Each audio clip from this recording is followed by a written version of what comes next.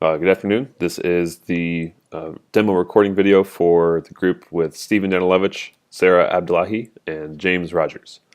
We'll go through the MySQL statements that are used to control this taxi project interface. To start, we'll go ahead and load up the create database procedure. So we'll run the database and refresh this over here. We can see that this has created the taxi project database with our various tables, elements in the tables. Oops. Here, driver tables, and so on, as well as a variety of views.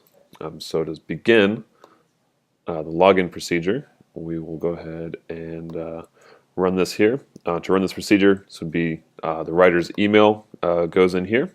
The password for that corresponding email goes here as well. So we'll run this, and we get the writer associated with this login information, the email and password, loaded into the logged in writer view here.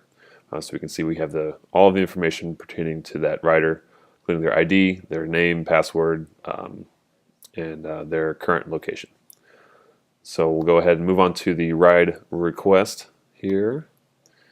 This is the procedure that we run for requesting a ride. We have the rider requests a distance radius around them. We also have a minimum rating for the driver, minimum number of seats, and whether or not the requested vehicle is handicapped. So we'll run this here. And this returns a list of available drivers that correspond to that subject query. So we see that all of these people, all these drivers have a rating of at least 0, so they have very low standards here, but they're all within 20 miles from the rider's position. So we'll make note of this. We can see that we want James to drive us around because he's got lots of seats in his car. So we'll remember that he is driver ID 5, and we'll use that information when we pass this into the next procedure here. This is the select a driver procedure. So here, we'll go ahead and load that in here. So we'll have driver 5 loaded up, and we'll go ahead and run this. And this returns a few tables. So what this does is it creates a new value within the trip table. So we can see that we have driver ID of 5, so this is the driver that we selected, rider ID, so this is the current logged in rider, and then the vehicle that the driver is driving. We have the source GPS. This is the location of where the rider was, so when the ride was requested, as well as the time that the ride was requested. See in the drivers table here, we're looking at driver 5, James, and he is no longer available. That has been set to false.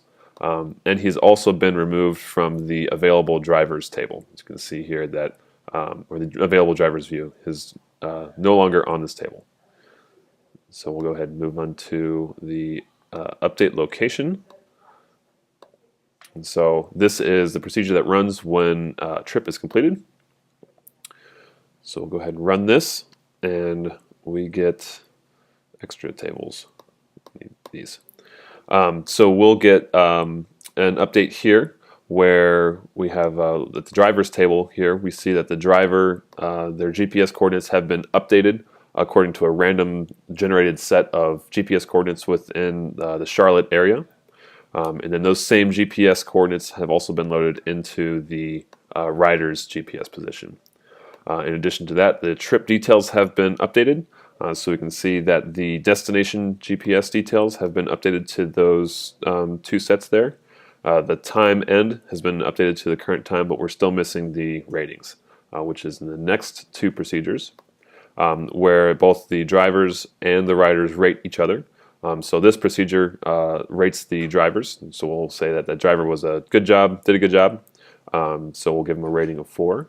We'll run this procedure, and we can see that the driver's rating here has been updated to 4, as well as the average rating for the driver. So the average rating has been updated to 3 in this situation. And then the same procedure is run on the rider as well. So we'll run this. We'll say that this is a good rider as well. They got a 4-star rating. So we'll run this here. And we can see that the rider's rating has also been filled out, thus completing the entry within the trip table. And then we can also see that rider 1 now has an average rating of 4.